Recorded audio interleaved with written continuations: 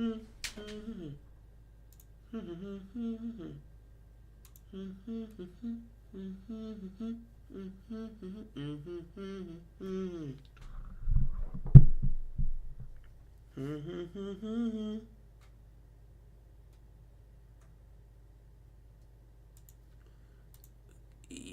it is this. Okay. Oh, I gotta cut this off. There we go.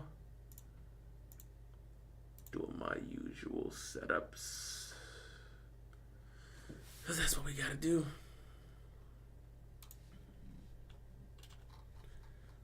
Ooh. Ooh. Boom. Something's gotta go. Something's gotta go.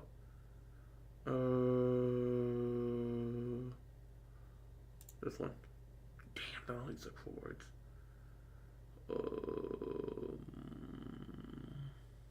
I promise we don't need NFL twice. There we go.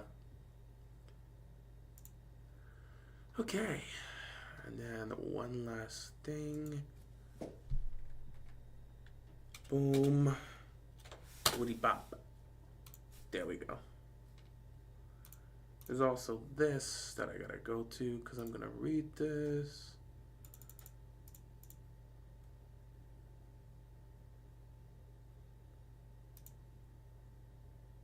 And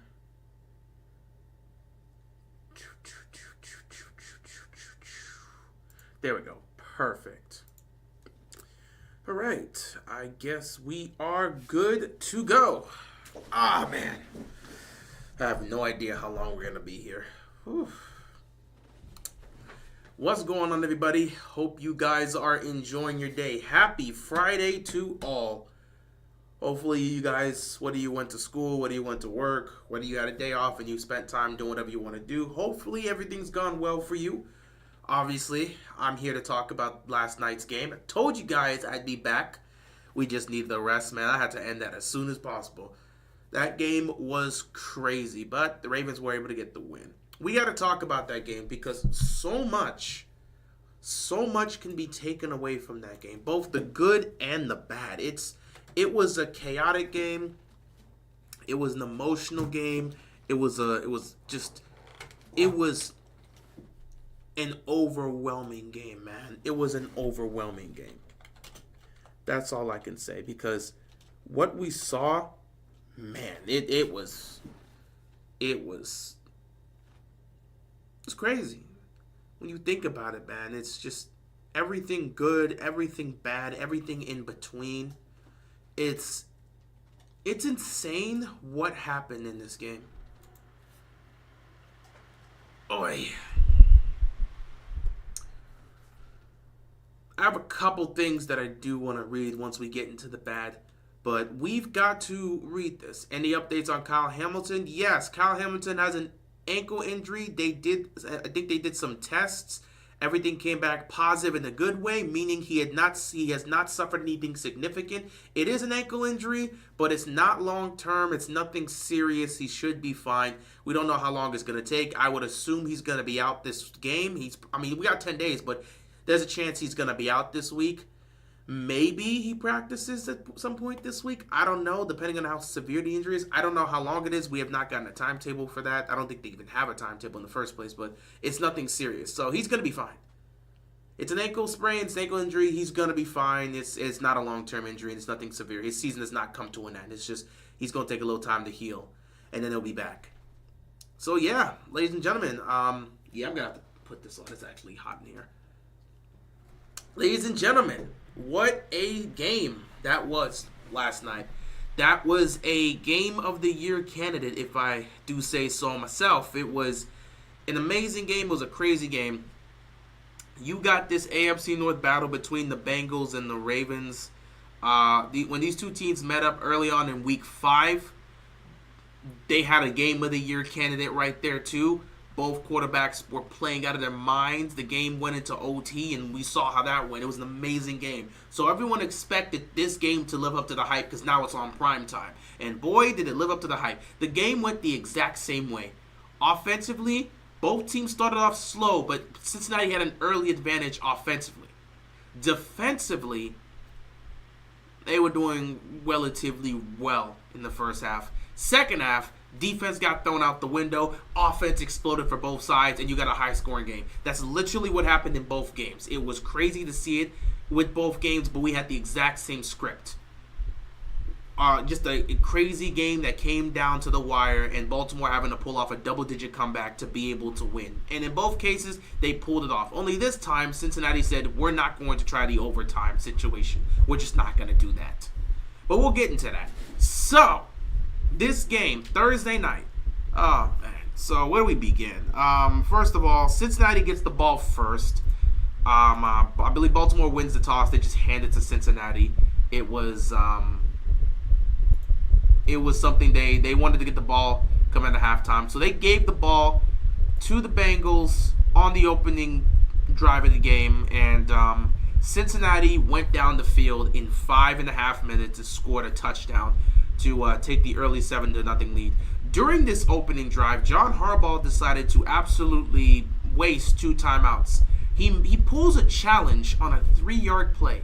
He throws the challenge flag on a 3-yard play and then loses the challenge. There goes 1 timeout. Then, 2 plays later, they're not fully set. They're confused on defense. They're about to get called for 12 men on the field. They got to use another timeout to get themselves properly set defensively so they don't get flagged with a penalty. 2 timeouts wasted in the span of the first 5 minutes of the game. The offense hadn't even stepped foot on the field and we were down to 1 timeout. That's insane. That's just insanity. It's asinine and it's insanity. That's not a good look. So Cincinnati comes out there, opening drive. They go 12 plays, score a touchdown. Baltimore's offense comes out there, goes 3-0. And everyone's getting concerned and thinking to themselves, oh boy, it's going to be one of those type of games. Offense is going to come out slow and the defense can't stop anything early on. Cincinnati would get the ball. They don't do anything with it. They actually get stopped by the defense.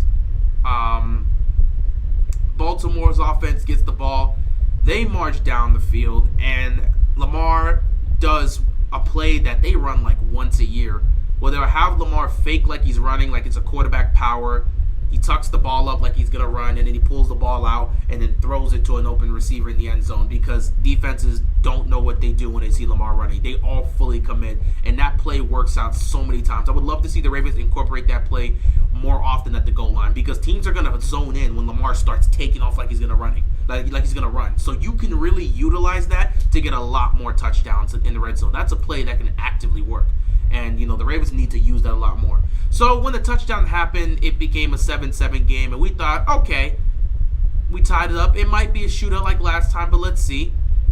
Pretty much for the rest of the half, Baltimore and Cincinnati would take turns punting the football. Baltimore would have opportunities, wouldn't do anything with it. Cincinnati would have opportunities, Baltimore's defense stopped them. The defense actually came out and looked like they were going to be a serious football team today. It felt like they were actually going to do something. Other than giving up the touchdown on the opening drive, Cincinnati's offense wasn't really getting anything going majorly. Baltimore's defense was making stops in the first half. It looked like they were actually going to stop these guys.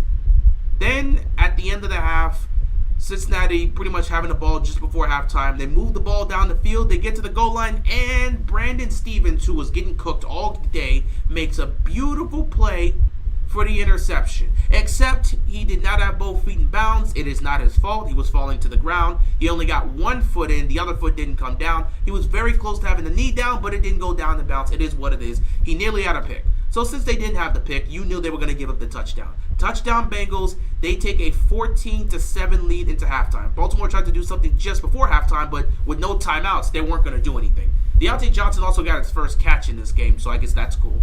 But he couldn't get out of bounds, and people were clowning him for that. Coming out of halftime, Baltimore got the ball and had a chance to tie this game up.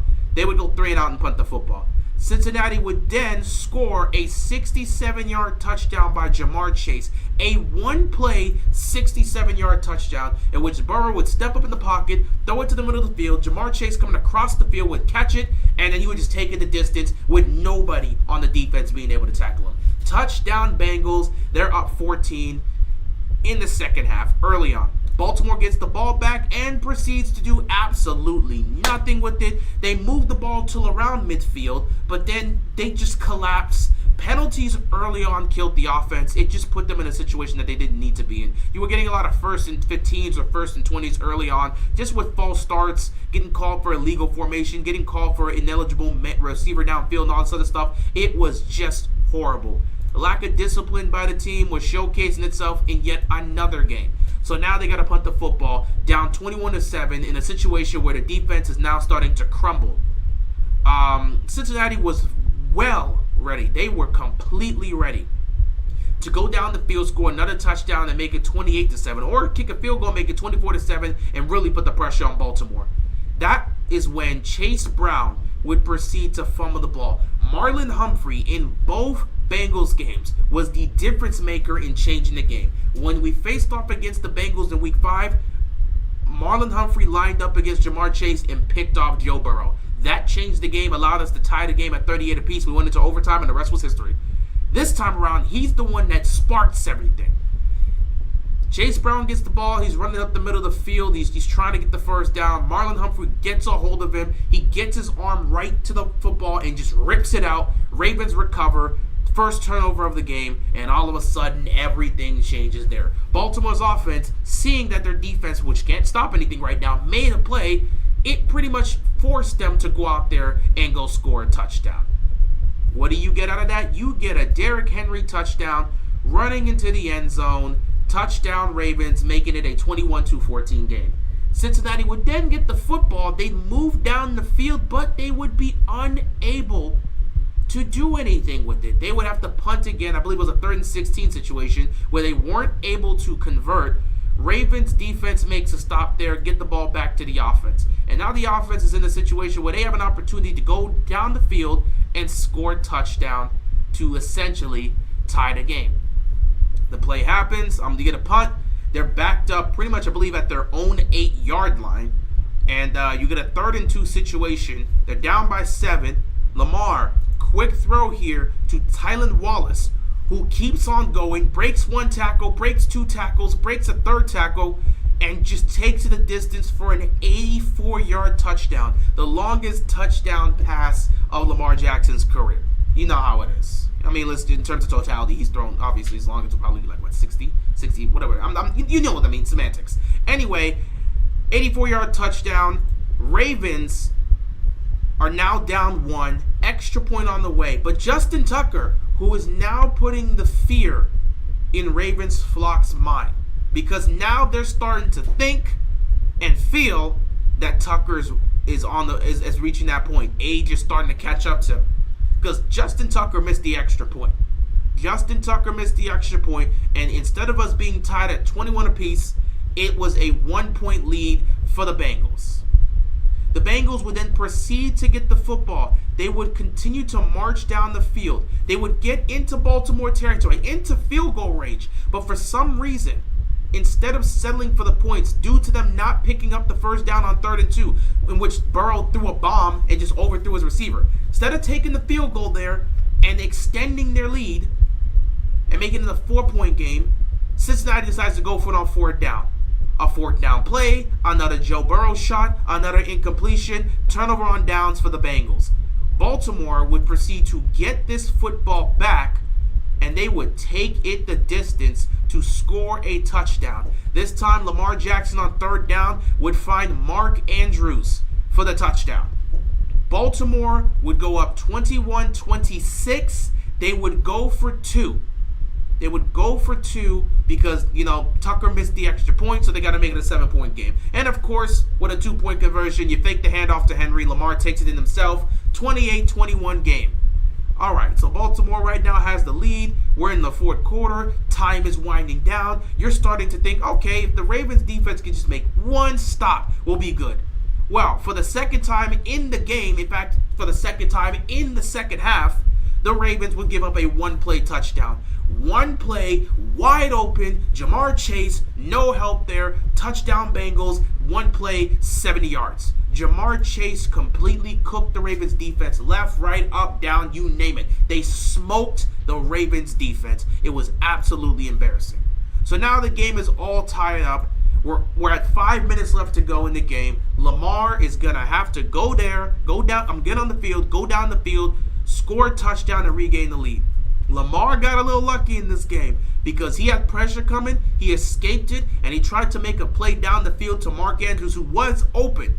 But unfortunately, there was a defender there, and they picked off Lamar Jackson.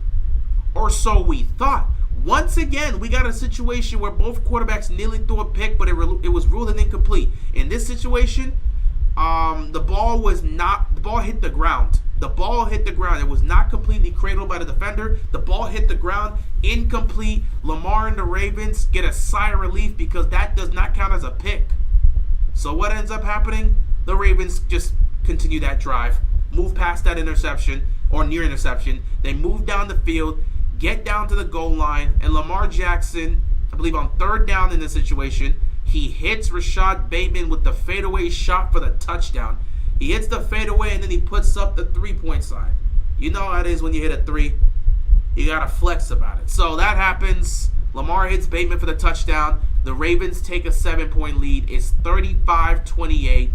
At this point, we're now under 2 minutes left to go. The Bengals have a timeout, and they've got to march down the field to score a touchdown. Surely the defense will be able to make a stop, right? Well, no, because the Bengals would be able to march down the field, thanks to 3 idiotic penalties by the Ravens that basically put them at the goal line. They get down to the goal line, third down and goal. Burrow throws a perfect pass over the top of 2 defenders' hands, right into the hands of Jamar Chase, who had 3 touchdowns on this defense and 264 yards. He balled out and cooked this team. 35-34. Bengals know how this worked out for them last time. They have no interest in going into overtime against Lamar and the Ravens. They don't want to try that again because it didn't work out in Cincinnati. They don't want to have to take that type of risk and potentially lose. So what do? They decide to get aggressive. We're on the road. Let's go for the win. They go for 2. And in a controversial moment, they are unable to complete the 2-point conversion. Oh, my goodness. They don't get the call there because if you look at the play, there was so much there. There was 3 penalties that should have been called on the Ravens. There's a holding call, there's a face mask call, and then there's a call that should have been roughing the passer because you can't hit the quarterback in the head. And he hit the face mask too. So there should have been a penalty which would have put at the 1. But if you actually go back and look at that play, there's also an offensive hold. Because I think they're holding something. I don't know who was on Kyle Van Noy, but that offensive lineman was holding Kyle Van Noy. So the situation really should have been an offset, and the Bengals should have had another chance to try to take the lead. Unfortunately, the refs didn't. Unfortunately for Cincinnati, the refs did not blow the whistle. They let the play out. Incomplete. Ravens have a 1-point lead, and it comes down to an onside kick, and it's recovered by Mark Andrews, which was a sigh of relief because Baltimore's given up not 1 but 2 onside kick recoveries this season. They're the only team that's given up any onside kick recoveries this year. Crazy to see. That's just how bad the Ravens have been in special teams this year. So yeah, they cradle the ball. Lamar takes a knee. The Ravens win the game 35-34. They go to 7-3. Meanwhile, Cincinnati drops to 4-6. In terms of some stats in the game, Lamar Jackson, 25 of 33, 290 passing yards, 4 touchdowns, no interceptions, a QBR of 83 or 83.8, which is basically 84, and a passer rating of 141. Derrick Henry had 16 carries for 68 yards and a touchdown. The Ravens lost their 100-yard rushing touchdown, not touchdown, the 100-yard rushing streak, that historical streak that they were holding on to. They lost it once again because Lamar, when he took the knee, they lost the yard. It is what it is. Nobody cares, though. So, yeah, Derrick Henry still got his touchdown, ran for 68 yards. Tylan Wallace was the leading receiver in this game. 3 catches, 115 yards, and a touchdown. Lamar threw a touchdown to 4 different receivers. Tylan Wallace had 1. Mark Andrews, 6 catches, 68 yards, and a touchdown. Rashad Bateman, 6 catches, 54 yards, and a touchdown. Nelson Aguilar had 1 reception for 6 yards, and there was a touchdown. Zay Flowers didn't really do a lot in this game. 4 catches, 34 yards for him. But at the end of the day, Lamar spread the ball around and got it to his receivers, and playmakers made plays. Meanwhile, Joe Burrow, he also had a great game. 34 of 56, 428 passing yards, 4 touchdowns, no interceptions, a passer rating of 108. Chase Brown did a decent job running. 13 carries, 42 yards, and a rushing touchdown. Meanwhile, Jamar Chase pretty much made up over half of Joe Burrow's passing yards in total. 11 catches for Jamar Chase, 264 yards, 3 touchdowns. I mean, he destroyed the Ravens secondary. He had a 67-yard touchdown and a 70-yard touchdown. You can't play better than this. Jamar Chase and Justin Jefferson are the 2 best receivers in the game. It's them and it's everybody else. It's not even a competition. Justin Jefferson and Jamar Chase are here. And then it's everybody else. No other receiver can compare to these two right now. It's not even a competition. Chase Brown got involved in the passing game, so he had 9 catches, 52 yards for him. Tanner Hudson, he got a touchdown, 6 catches, 42 yards. Mike Gesicki had a couple catches, 4 catches, 30 yards. Yotsivas, he got 2 catches for 29 yards. Burden had a catch for 11 yards, and that's pretty much it. So, yeah, both teams played well. Both offenses played well. Both quarterbacks were elite, just like they were in the last matchup. It was a close game that came down to the wire. But ultimately, the Ravens, in both games, were able to get the win. So they have officially swept the Cincinnati Bengals. They're now 2-1 in the division. Next week, they get to take on the Pittsburgh Steelers for the first time this season, and that will be a battle to determine who's going to get first place in the AFC North. This will also be Pittsburgh's first AFC North matchup because all of their divisional matchups have been pushed to the back end of the season. So now that they've played most of their schedule against the other teams, the rest of the year, they're going up against divisional rivals. They've got a bunch of games. They got us, they got Cleveland, and they got Cincinnati to take on. So it's going to be a lot of divisional games these next few weeks for the Pittsburgh Steelers. So we'll see how this goes for them. Oh, excuse me, guys. I'll be back. What's up? Yeah.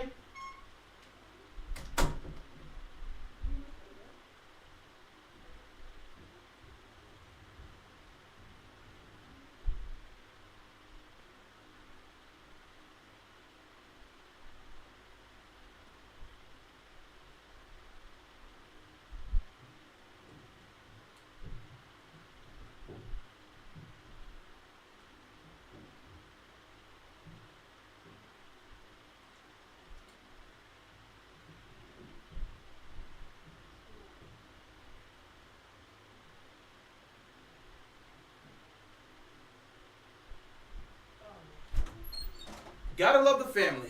Gotta love the family. Anyway, back to what I was saying. Yeah, Cincinnati falls to 4-6, and things are gonna get tough for them. Despite them being 4-6, I still think the Bengals can make the playoffs, but the margin of error it's virtually non-existent. Cincinnati, I still think they have to. Go 10-7 to make the playoffs. I know people are thinking 9-8, but I don't think they can afford that.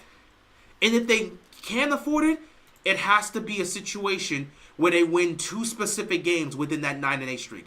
So taking a look at the schedule for the Bengals, they've got 7 games left.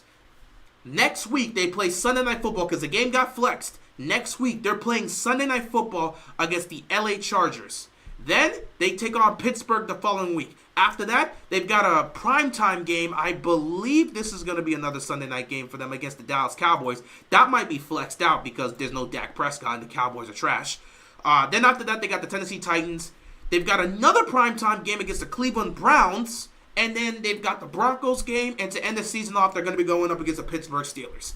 So they've got Chargers, Steelers, Cowboys, Titans, Browns, Broncos, and Steelers to end the season off. So they've got 2 divisional games. 4 of their final 7 games are divisional games, and the other 3, 2 of them are so important.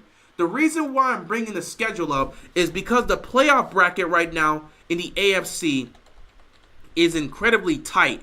But the situation for Cincinnati is very dire. Cincinnati has won 4 games this year. If we're looking at the 4 games, they've beaten the Commanders. They didn't beat the Commanders. What am I talking about? They've beaten the Panthers. They've beaten the Giants. They've beaten the Browns. They've beaten the Raiders. They've beaten two AFC teams. They don't really have a lot of tiebreakers here because they did lose to the Patriots. Taking a look at the playoffs picture right now in the AFC, it's a lot, man. It's a lot. Obviously, the Kansas City Chiefs are the 1 seed at 8-0. They're undefeated. The Bills are the number 2 seed at 7-2. Pittsburgh holds on to the 3 seed right now as they are 6-2 and have not lost any divisional games. The Houston Texans are 6-3, so they're leading the division. They're the 4 seed. Baltimore won their game. They're 7-3. They're the number 5 seed. The Chargers are 5-3 as the 6th seed, second in the AFC West. And the Broncos are right behind them, third in the AFC West at 5-4. The reason why I'm bringing this up is because Cincinnati right now has got work to do.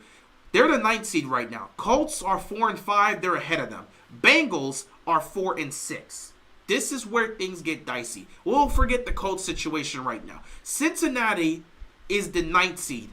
The Chargers have the 6th seed. The Broncos have the 7th seed. The Bengals, looking at their schedule, they take the Chargers on next week, and then in week 17, they take on the Denver Broncos. This is important. It's not just about the wins and losses. It's about who they beat and who they lose to potentially. Cincinnati, they can afford to go 10-7. If they lose one of these games, they can afford to go 10-7 and potentially make the playoffs. However, there's 2 games they can't afford to lose. They cannot afford to lose against the Chargers. They cannot afford to lose against the Broncos. They're fighting with those 2 teams for the final 2 wildcard spots. We know they're probably not going to win the AFC North. It's over for them. You've already been swept by Baltimore. You would need a collapse. Baltimore would have to go on a losing streak. You've not faced off against Pittsburgh as well. So Baltimore and Pittsburgh would have to fall off a cliff in order for Cincinnati to be able to try to win this division. It's most likely over for them. The chance to win this division is dead. They got swept by the Ravens. We don't know how they're going to perform against the Steelers. So it's probably dead. Now you got to look at the wild card round. So the 2 teams that currently have the remaining 2 playoff spots are the Chargers and the Broncos. So the Cincinnati Bengals are fighting with those 2 teams because I don't know what's going to happen with the Colts. I don't think the Bengals are going to lose out to the Colts. I don't think the Colts are going to make the playoffs at this point. They're kind of just there to be there. They're in the bubble, but they're not going to make the playoffs. So the Bengals are essentially fighting with the Chargers and the Broncos, as well as the Jets that are on the lineup because, again, they get the Cardinals, and if they beat the Cardinals, they go to 4-6. They have the exact same record the Bengals do. And the Jets do technically have, I believe, a better conference record than the Bengals. But I'm going to have to check that. Either way, the 2 teams they're really fighting with right now for the 2 final wildcard spots are the Chargers and Broncos. It works out perfectly schedule-wise because they take on the Chargers on Sunday Night Football next week. And then in week 17, they take on the Denver Broncos. They have to win those 2 games. Cincinnati has to win those 2 games to keep their playoff hopes alive. They have to. They absolutely have to. If they're going to make the playoffs at 10-7, they can afford to lose 1 game. In my opinion, the 1 game they can afford to lose is against the Pittsburgh Steelers. They can't lose to the Cowboys. They can't lose to the Titans. Those are 2 gimme games. The Cowboys are decimated. The Titans are trash. Those are 2 gimme games. So now you look at this. You've got the Browns. You beat them the first time. Yeah, Deshaun Watson was playing and that was a close game. You took advantage of that. You beat them. I don't know how the second game is going to go with Jameis Winston. That can go either way. We don't know what Jameis you're going to get. So I'll give you the benefit of the doubt. It's going to be in Cincinnati and it's a primetime game. I'm going to say you beat the Browns. So I'm going to give you the Browns. I'm going to give you the Cowboys. I'm going to give you the Titans. So that's 3 wins right there. That would put them at, 7-6 right now? You've got 4 games. Of those 4 games, you got to win 3. You've got to beat the Steelers once, and you've got to win against the Chargers and the Broncos. That's the only way they make the playoffs. They've got to beat the Cowboys, the Titans, the Browns, the Chargers, the Broncos, and the Steelers. Steelers at least once. If they do that with 6 wins, they'll be 10-7. They'll make the playoffs. If they can do that, if they can beat the Chargers, if they can beat the Broncos, if they can beat the Cowboys, the Titans, the Browns, and the Steelers at least once, they'll be in that 10-7. If it's a scenario where they get swept by Pittsburgh, let's say the Steelers sweep the Cincinnati Bengals, they could still potentially make it in at 9-8, but they have to beat the Chargers and the Broncos. If you get a situation where they sweep the Steelers, beat the Cowboys, beat the Titans, beat the Browns, but they lose to both Denver and the Chargers, Cincinnati's going to lose out. They're going to miss the playoffs because they're not going to have the tiebreak over them. So Cincinnati has to win 6 of their final 7 games to nearly guarantee them a chance in the playoffs. 6 of their final 7 games. They can afford 1 loss, and that 1 loss can only be the Pittsburgh. That 1 loss can only be to Pittsburgh. Because if they lose to Cleveland, that's a bad look. So Cincinnati's margin of error is so small right now. If they go 7-0, they can make the playoffs. If they go 6-1, they can maybe make the playoffs. If they go 5-2, they're going home. They're not making the postseason. What's going on, Loyal to Houston? Appreciate that. But yeah, it comes down to that. So that's the situation for Cincinnati right now. They are in a battle, and they've got to figure it out quickly. You've got to go 6-1 minimum. You've got to go 6-1 minimum. If you can go 7-0, you're gonna make the playoffs at 11-6. But you've got to go 6-1 minimum. If you go 5-2, you could be out of the playoffs depending on when. Not when, but depending on who you lost to. Because if you lose to the Broncos and the Chargers, but you won the other games, you're missing the playoffs. Those 2 teams have the tiebreaker against you. And if they're 9-win teams, you're cooked. So yeah, Cincinnati, the margin of error is very small. That Sunday Night Football game against the Chargers, again, that's another season where you're playing. That's another game where you're literally playing for your season. That is another playoff game. If they lose to Justin Herbert and the Chargers, it might be all over. 7 losses at this point, you can't believe they're gonna actually make it. They'll have no tiebreakers at this point. So Cincinnati, you played this game like a playoff game and you lost. You better play that next game against the Chargers on Sunday Night Football like a playoff game. You lose to Justin Herbert and the Chargers, they now got the advantage. You're probably missing the playoffs because you're 4-7. So it's that type of season for the Cincinnati Bengals, man. They just gotta fight back. As for the Ravens, they go to 7-3. Let's take a look at the Ravens' schedule for the rest of the season. Because, again, right now, we fit right where I said we were going to be. I said we would be a 12-5 football team. And right now, we're right where I thought we would be. I had us losing 5 games. I had us losing to the Steelers. I had us losing to the Browns. I had us losing to the Bengals. I had us losing to the Kansas City Chiefs. The last loss, I said it was a pick between Buffalo, Houston, or Philadelphia. We beat Buffalo. We have not taken on Houston or Philadelphia yet, so we'll see where that loss could come in. I'm thinking the Eagles is probably a better chance than the Texans, but we'll see. Because, then again, if the Texans are healthy by Christmas Eve, that becomes a different conversation. Because they're battered and beaten right now. Though I believe Nico Collins has returned for them, so that does help out. But if the Texans are healthy, that's an entirely different conversation. If they're not, if they're beaten up by that Christmas game, I don't think they can beat Baltimore. But if they're healthy, that's a dangerous team. They can certainly beat Baltimore. So we'll see. We'll see. I think the one of those losses is going to happen. Either we lose to Philly or we lose to Houston. But we'll have to see. But yeah, the Ravens beat the Bengals. Their final 7 games, they take on Pittsburgh next week in Heinz Field, or, well, they're not called Heinz Field anymore, in Pittsburgh. I'm going to just call them Pittsburgh. I don't remember the name of their stadium now. I grew up, it was Heinz Field. Now I got to remember the name of whatever the stadium is right now. But either way, they're going to Pittsburgh next week to take on the Steelers. Then after that, they got a primetime game against the LA Chargers. After the Chargers game, the Ravens get a bye week. Their bye week is in week 14 this year. They have a long season before the bye week. So the Ravens take on the Steelers, then they take on the Chargers, then they go into their bye week, and then the chaos happens. They got Philadelphia. Oh, no, I'm sorry. I'm very sorry. This is wrong. I'm sorry. The Ravens take on the Steelers next week. Then they take on the Chargers. It's another Thursday night football game because it's Thanksgiving. So it's not a bye week. It's a mini bye week. I apologize. I forgot. They got Ravens playing on both Thanksgiving and Christmas this year. We play on Thanksgiving and Christmas. Wait, when is Thanksgiving again? I don't think we play on... Are we playing on Thanksgiving Day? It is the 20th. Yeah, we are. We are. Oh, actually, it's the 28th. So either way, Thanksgiving's on the 28th this time around. But either way, we're playing the 25th. We play the... We play... Really? Hold on. Let me look at the calendar real quick.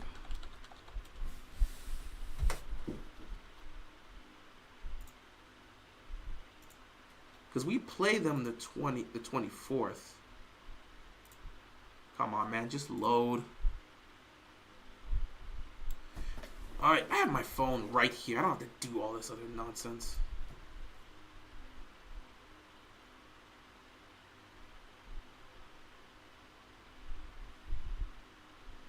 So yeah, November 25th. That's a Monday. What the hell is this schedule then? Hold on. No wonder I thought it was a bye week. Yeah, because the way they set this up, it made it seem like a Thursday. So let me get this straight. Baltimore's schedule's so weird this year. I apologize for this. So they take on the Steelers next week. Then they take on, so next week on Sunday. Then they play Monday Night Football against the Chargers. From there, they play December 1st against the Philadelphia Eagles. Okay.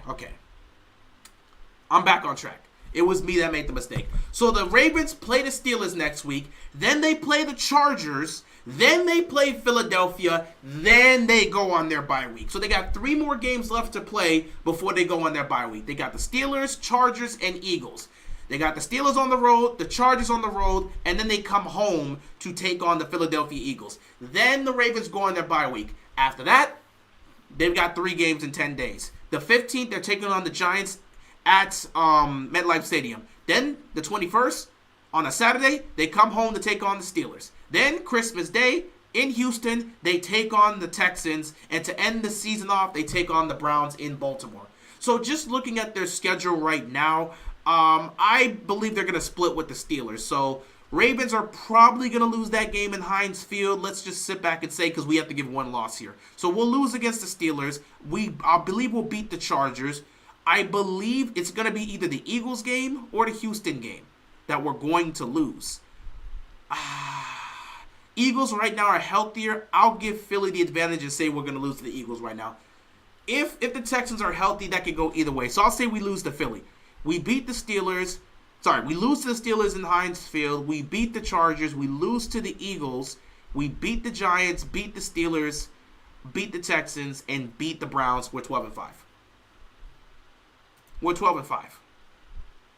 We're 12-5. That's just how it is. We're 12-5. Lamar doesn't lose versus NFC teams. Well then, we're 13-4. We're 13-4. If that's the case, we're 13-4. So that's just how it is. Just in order to make it work for my schedule prediction, we have to lose 2 games. So I'm thinking either the Steel. You know what? If you say that, then I have to switch and say the Ravens beat the Eagles but lose to the Texans. There it is. There's my 5 loss to match my prediction. I hope the Ravens don't match my prediction. I hope they go 14-3. I hope they just sweep teams the rest of the season. I hope they sweep the Steelers. I hope they beat the Browns second time around. I hope they handle the Eagles. I hope they beat the Chargers. I hope they decimate the Giants, and I hope they smoke the Texans. Actually, no. I hope it's a really good game between Lamar and C.J. Stroud. I like the Texans. I hope it's a really fun game on Christmas Day. So, yeah. In order to keep my prediction up, we have to lose 2 more games, and I see 2 potential losses. But I hope they prove me wrong. They proved me wrong last season by going 13-4. So hopefully they'll go 13-4, maybe 14-3 this year. We'll see. Either way, I look at the schedule and the teams I see the Ravens being able to beat, which I believe they should. They should be able to get revenge on the Browns. They blew it the first time around. They knew it. They should be able to beat the Browns this time around. The Giants is also a win they should be able to get. Those are the only 2 games where I feel like those are gimmies and the Ravens should be able to handle business. If they don't, that's on them. But those are games they should be able to handle. So at that point, that put the Ravens right now at 9-3. So now you look at the rest of these games. I believe they'll get one of the games against the Steelers. So you can put them at 10 wins, and then we'll see. I believe they should be able to beat the Chargers. They faced off against the Chargers last year. They beat them. I think they'll be able to beat the Chargers this year too. So, yeah, we'll see how it goes for the Ravens. But their schedule isn't really tough. It isn't really tough, but, they do have some good teams that they got to face off against. 1, 2, 3. They have 4 teams because the Steelers, you play them twice. They've got 4 teams over 500. And all 4 of these teams are playoff teams. Steelers are a playoff team right now. Chargers are a playoff team. Eagles are a playoff team. Texans are a playoff team. So technically, this is somewhat of a tough schedule towards the end, but the Ravens should be able to handle it. We'll just see how things go. And that's pretty much the scenario right now for the Ravens and the Bengals. Bengals have a lot of work to do if they want to get a playoff spot. The margin of error for them is virtually 0. And then the Ravens could end up going 13-4 potentially, or maybe ending up 12-5. Either way, both sides should be in a good position. But we'll see. Well, not both sides. Ravens should be in a good position. Bengals have a lot of work to do. All right, Ravens got the win. The good in this game, no question. The positive in the game was the offense. The offense got off to a janky start. sometimes Todd Monken would have a questionable play call. But things happen like that. Actually, this is a good question. Bengals are done? No, it's too early to say Bengals are done. Well, not too early, but the schedule favors the Bengals. They have a cupcake schedule. Technically. Depending on how you look at the Chargers depending on how you look at the Chargers and the Broncos, they have a cupcake schedule. I mean, unless you say the Steelers are going to sweep them, but they take on the Titans, they take on the Cowboys. They've got teams they can be able to beat. So the Bengals are not done just yet. It's not a good assumption to make. I'm trying to remember. I was here last time. Wow. I don't think I remember. Wait.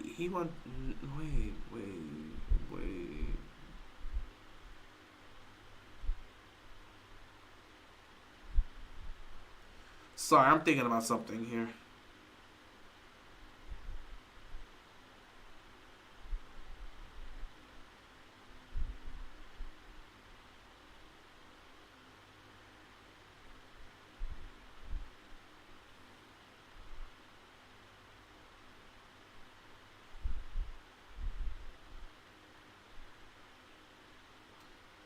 All right. Anyway, the good for this Ravens offense, the positive is this Ravens offense. They've been killing it. Once again, you put up 30-plus points. Lamar Jackson looking like the best quarterback in football, playing MVP-level football. And I'm going to give some shout-outs here to the offense, man.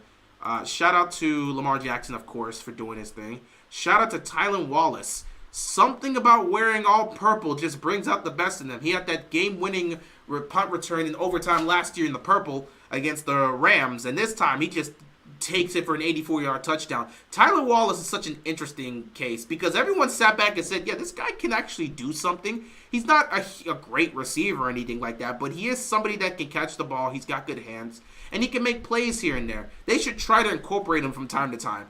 And yeah, sometimes when they incorporate Tylan Wallace, good things happen, like tonight. So he's one of those weird receivers that can just help you out in key situations. I like Tylan Wallace. I'm glad he's on the team. So shout out to him.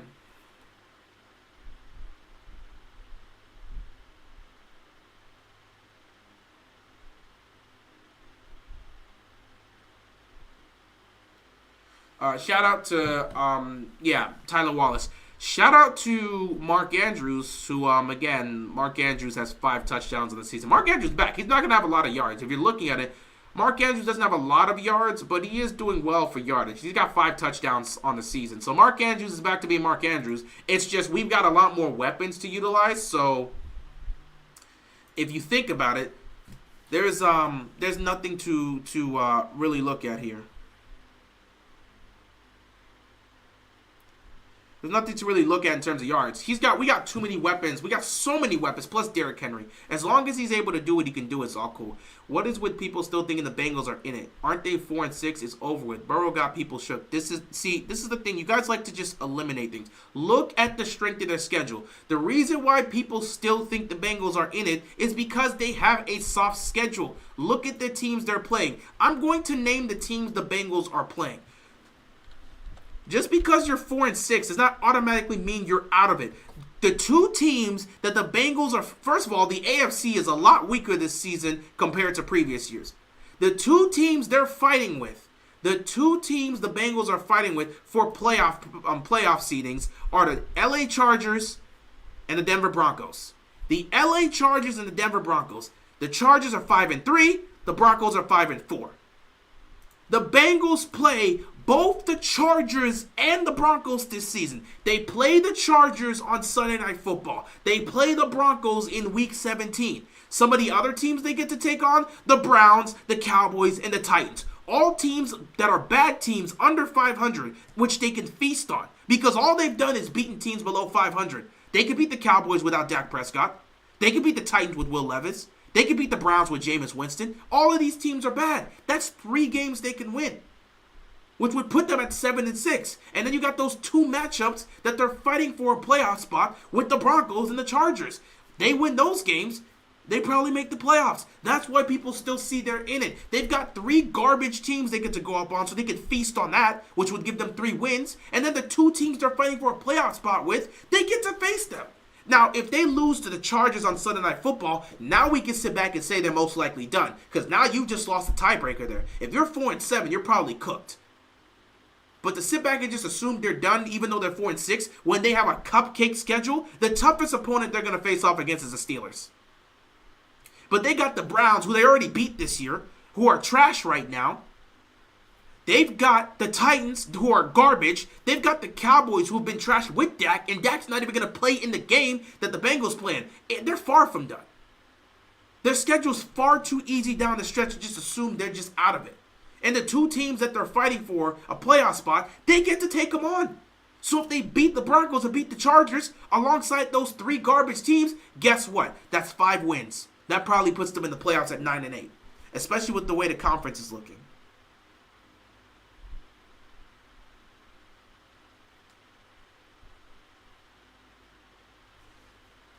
So yeah, to just assume that they're done, I wouldn't agree with that. I just would not agree with that. Anyway, the shout out to Mark Andrews. Guy is back to looking like the Mark Andrews we all know and love. I would not be surprised if he continues to play the way he's playing. God, bro, leave like dog. I'm in the middle of something. Stop texting. Hit me up later when I'm done. Anyway, yeah, shout out to Mark Andrews.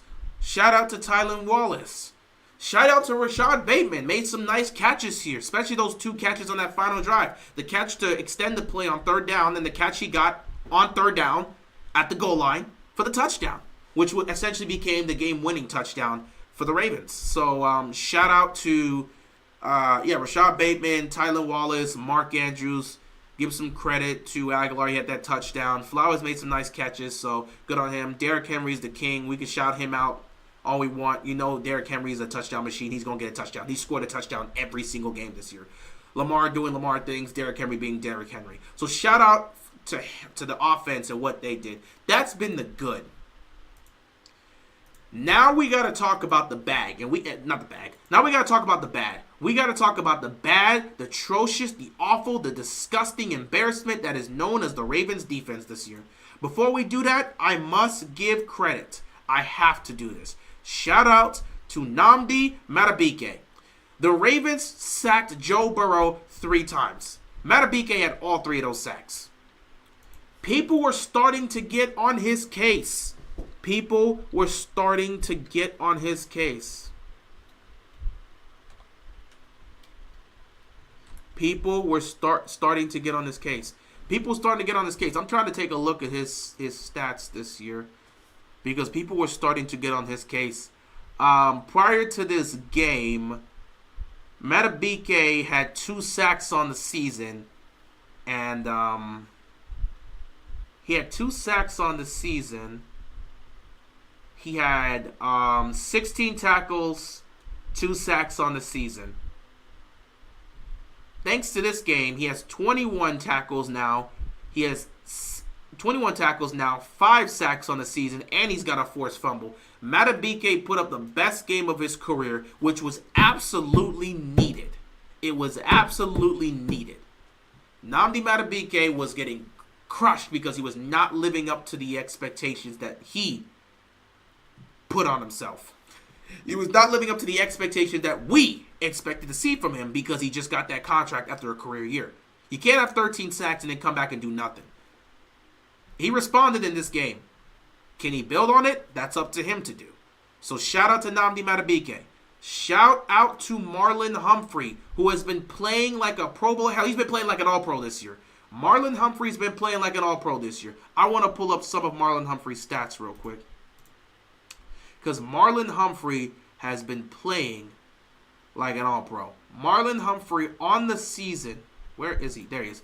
Marlon Humphrey on the season has been playing like an All-Pro. In this game, he had 5 tackles, had 1 pass pretty much deflected, batted down, and then he had the forced fumble. That changed the game. So he's creating turnovers.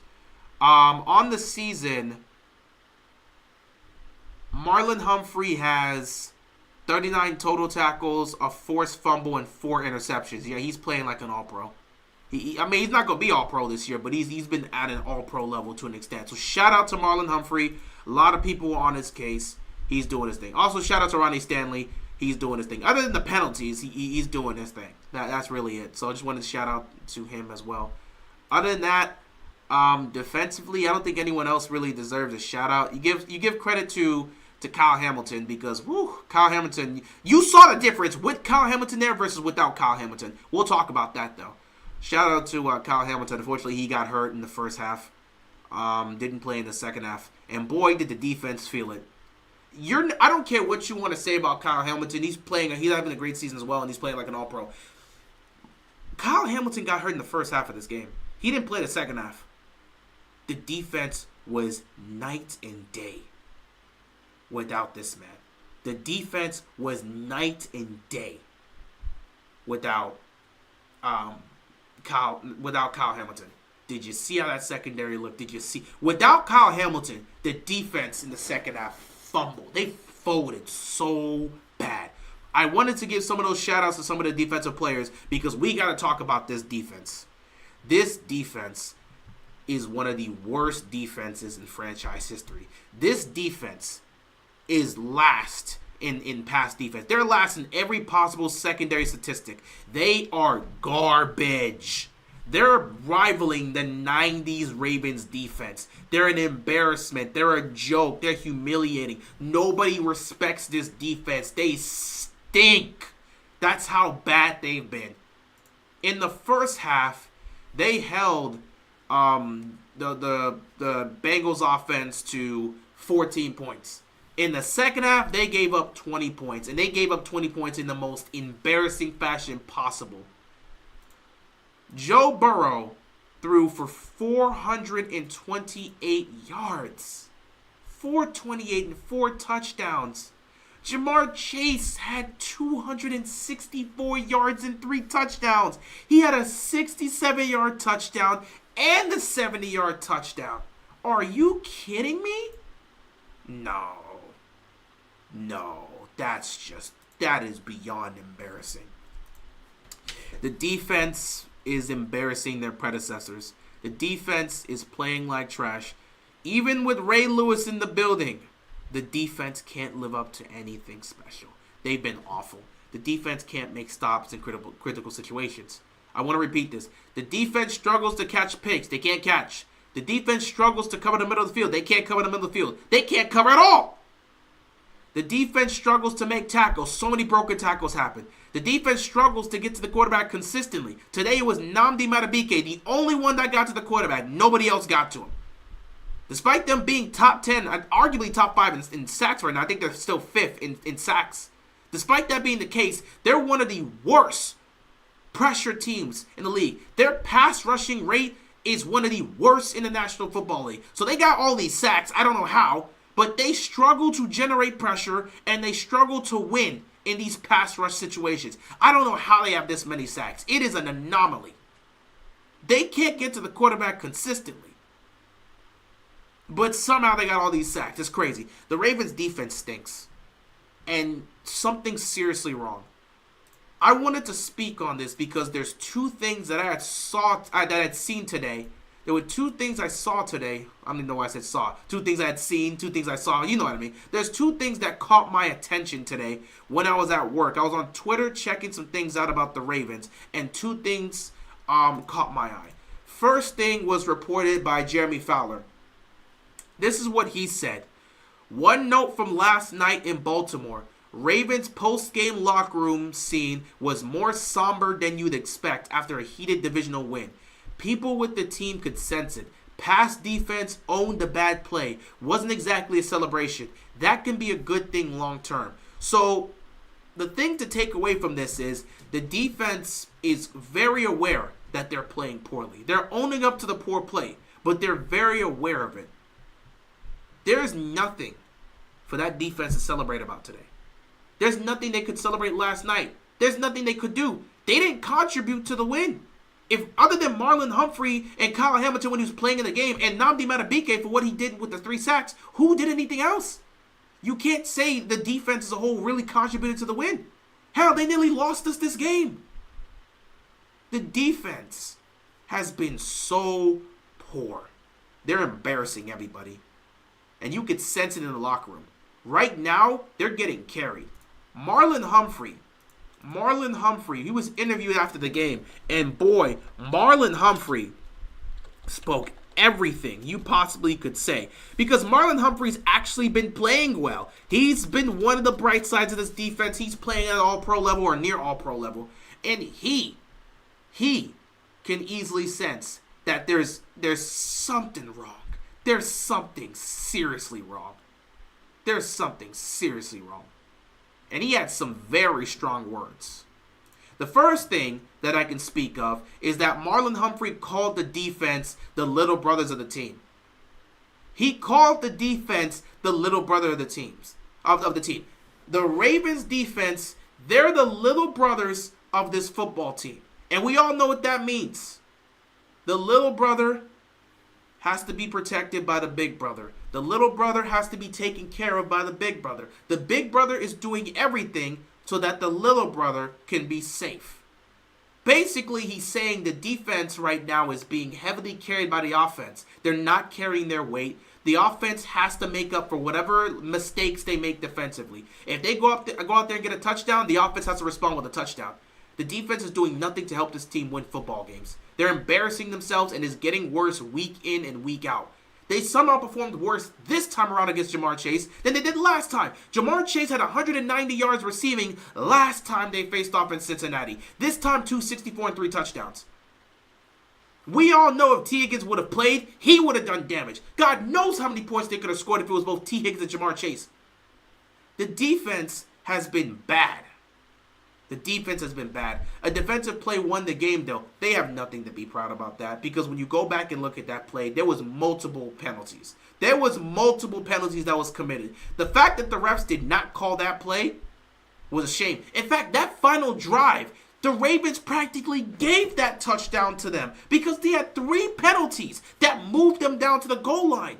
2 of them were personal foul penalties. There was nothing proud to be made of. There was nothing proud to really look at. Even when you made the stop, they committed 3 penalties. There was a hold, there was a face mask, and there should have been a roughing the passer because somebody hit Joe Burrow in the helmet, touched the face mask as they were going down. That should have been a penalty. 3 penalties should have happened on that 2-point conversion by the Ravens defense. And those players know it. They know it. They got away with it. You live with it, but they got away with it. You can say not our problem, but the defense knows they got away with it, and they know they're giving this game away. They gave the touchdown. We're fans. We can say this. Go, man, you're a positive guy. You're a positive guy, so you're going to sit back and say, not our problem, we won. But the players know this is happening. They know they got away with that. They know they're selling. This is hurting them. And I'm going to show you what I mean by this is hurting them. Marlon Humphrey went in on this team and spoke about all the issues we're seeing.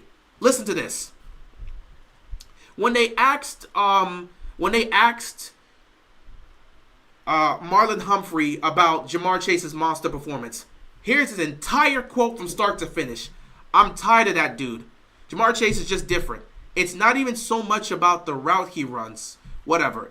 It's just when he gets the ball in his hands, you don't tackle him soon, it can get really ugly. He's a good player. You never can really count the Bengals out when he's on their team. I think he had like over 250 yards, which is rough. He said that twice. This is where things get really interesting. These wins are getting harder to enjoy based off of what we're doing in the pass defense. I feel like when I was a rookie, first-year guy, second-year guy, the vets I looked up to, the standard that was there, and the pass defense, we've really lost that standard, and I feel like that falls on me. We're going to keep chasing at it. We're going to keep working at it because I'm not really satisfied with what I've built in this secondary and where it's gone. I just don't think with us playing like this that we can go far. It's cool winning. It's great we're winning, but I want to go far. I want to go to the end. The way we're playing, something has got to change. We've just got to play better. I've got to play better. We've all got to play better. We've got to play as a unit, and we're just not doing that. There's really nothing more to say. We've got to keep working. We've got to take the practice to the game. We had a great practice week. What is missing there from how we're practicing to how we're playing in the game? It's become clear that it's something. I think each guy has got to look themselves in the mirror and figure it out. Why are you not playing how you practice something? You practice this route concept, and then in the game, you don't do it how you practice. It's becoming more of a mental thing, I think, but we've got to get that fixed. It's not cool to win a game and you look up and a team has 300 passing yards on you every week. It'd be different if we didn't have any guys that can play. I haven't once heard anybody say, we don't have the guys, we don't have the players, we don't have the skill. We're not doing it in practice. It's clear that it's something from when we do that last preparation to the game, what is happening in that span? We've got to figure it out. It's pretty simple. What else is there to say? What is there else to say? There's something wrong with this defense fundamentally. Marlon Humphrey was the first person to come out and say, Zachary Orr is not responsible for how poorly we're playing. It's us. We're not playing well. Now he comes out and says there's something wrong. They're practicing. They're having great practices. They're doing things fundamentally right in practice. They're preparing for the game the right way. Yet something from that week of preparation to the game, in between there, they're losing themselves and they're not performing the way they're practicing on the field. And something's wrong. The Ravens defense can't take pride in what happened last night. They talked about how poorly they played against Cincinnati in week 5. They wanted to come out here and make a statement. And they played just as bad. They let Jamar Chase get 190 yards in week 5 and a touchdown. They let Jamar Chase get 264 receiving yards and 3 touchdowns last night. They did worse this time covering him than they did last time. Jamar Chase had a 70-plus yard touchdown in week 5. He had a 70-plus yard touchdown last night, and he added a 67-yard touchdown. Untouched on both those plays. The defense can't be happy with this. You have every quarterback putting up their season highs on this defense. Jamar Chase, someone was showing this early on, and I'm going to pull it up too. Jamar Chase, he's having a great season. But when you take a look at Jamar Chase's numbers versus other defenses and versus our defense, you start to notice something very, very interesting. Jamar Chase against the Raiders had 43 receptions. Had 43 receiving yards. Against the Eagles, 54 receiving yards. Against the Browns, 55 receiving yards. Against the Giants, 72 receiving yards. Against the Carolina Panthers, 85 receiving yards. Against the Kansas City Chiefs, 35 receiving yards. Against New England, 62 receiving yards. Now, he had that great game against the Commanders where he had 118 receiving yards and 2 touchdowns. But guess what? His 2 best games, his 2 highest games, oh, I'm sorry. I said he had 1 touchdown last time. No, he had 2 in that game against Cincinnati. I'm sorry. He had 2. I forgot about the second one. Jamar Chase's 2 best games of this season have both come against Baltimore. Week 5, 12 catches, 193 yards, 2 touchdowns. Last night, 11 catches. Week 5, 10 catches, not 12.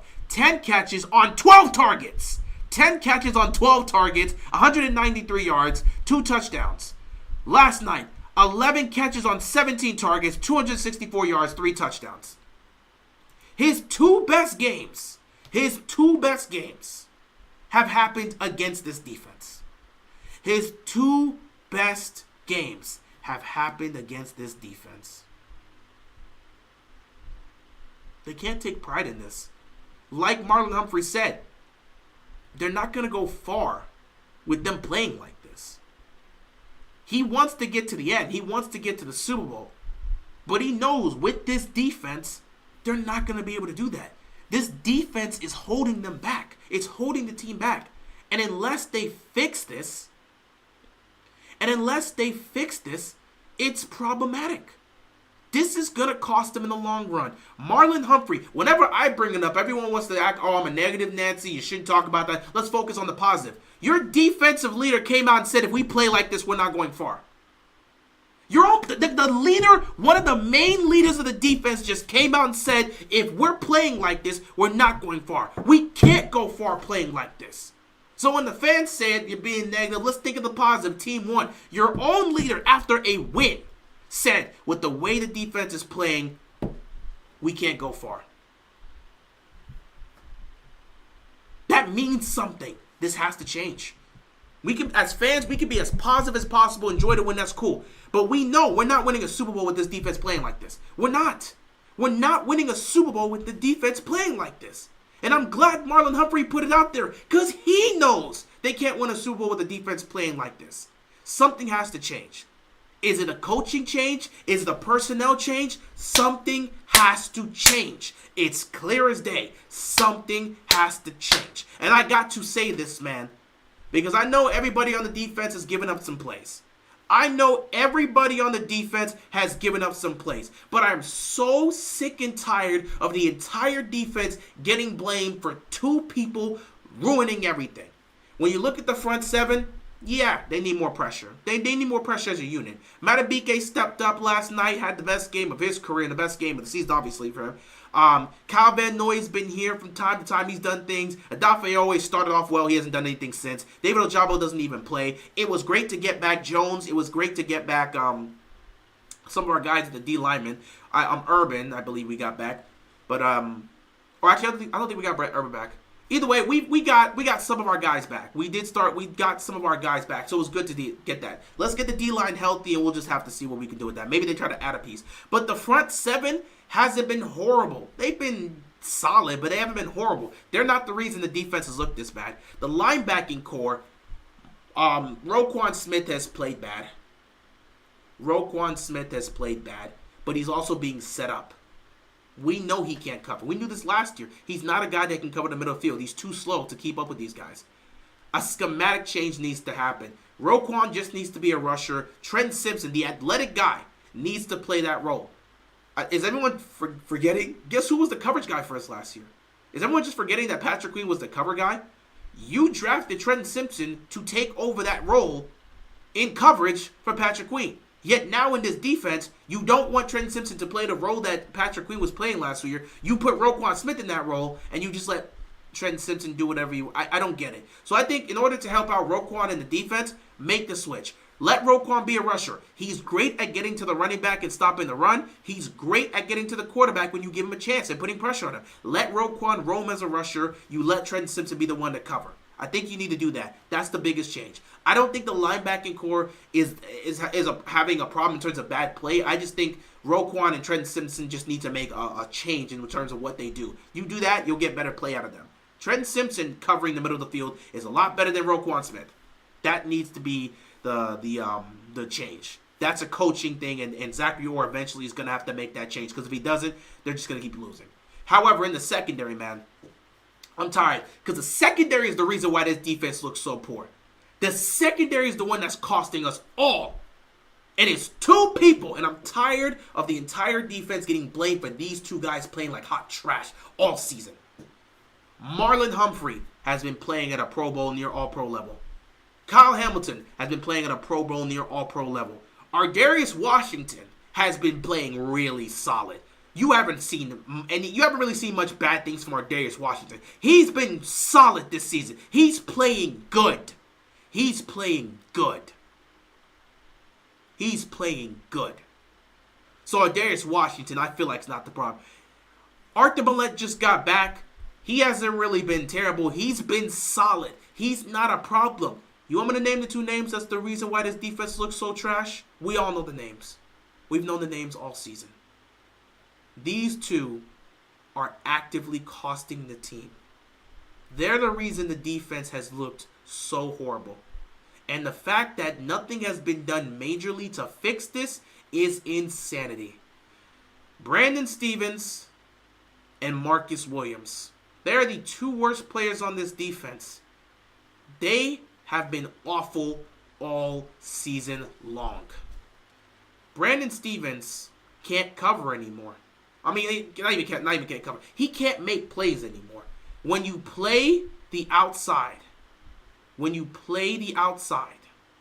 you're letting Brandon Stevens, I apologize. If you're saying Brandon, if I said Brandon Stevens, Brandon is good, Zach, I'm not letting you get away with this nonsense. Stop it. Go look the entire season. Stop it. The film is out there, dude. We're not doing this anymore. Don't give me he's always within the vicinity. I don't know if you're trolling or not. We're not doing this right now. We're having a serious discussion. Stop it. The film is out there of this man getting cooked damn near every week. When he plays the outside, he never turns his head around. The few times he does, he can make a play. When he nearly had the pick, first of all, that wasn't even his man. He just recognized where Burrow was going with the ball, turned his head around to see what Burrow was doing, and jumped the play. When he can turn around like he was doing last year, he was making plays. But throughout the season, when he's played the outside, he never turns his head around. He nearly never turns his head around. And receivers are making catches right here. Receivers are making catches right here. When he has to play coverage on the inside, he always gets beat. The film is right there. When the receiver's running inside, he's always getting beat. Oh my God, I'm so sick of you guys. It's on film, you've seen it. I'm not doing this anymore. I used to do this in the beginning of the season. I was the one sitting here saying, Brandon Stephens, he's sticky in coverage. He's always with the receiver. He's always right there with the receiver. We don't need to do this. What is the point of a corner being with the receiver if he never makes the plays? How many weeks has he gotten burnt? How many weeks has he gotten cooked? How many highlight reels have we seen throughout the season with Brandon Stephens getting caught lacking? How many times have we seen this? On a week-to-week basis, he's getting cooked. He's had a few good moments. But for a majority of the season, he's been getting cooked. He's been getting cooked. And you guys keep talking about he's sticky. What is the point of being right next to the receiver if you never make a play? What is the point in being right next to the receiver if he never makes a play? He's always right next to this receiver just in time for them to make a catch right on him. We're not doing this. It's week 10 and the film's there. I spent the first 5 games of the season defending Brandon Stephens because he was always there. Despite him giving up big plays, despite the catches happening, I sat here week by week. People were telling me from week 1, I'm delusional. You can go look at the film. Go look at the film. I'm delusional. He's been getting cooked every single week the last 5 weeks. He's been getting cooked throughout the entire season, but I'm delusional. Go look at the film and then tell me that. Go look at what he did against Jamar Chase last night and then tell me I'm wrong. Y'all always want to say this. You don't want to go take a look at the film with a man getting cooked. Everybody can see it. But y'all want to be delusional. Then when we point it out, we're the delusional ones. Okay, that's cool. Yeah, he played good. Just like, I'm not even going to waste my time. The film is there. He's been getting cooked week in week, no matter who the receiver's been. He's had good games. The best game he's played this season was against Terry McLaurin. Even though McLaurin scored those touchdowns on him, the best game he played was against Terry McLaurin. Because McLaurin didn't get much yards, but he got the touchdowns. So I'll give you that.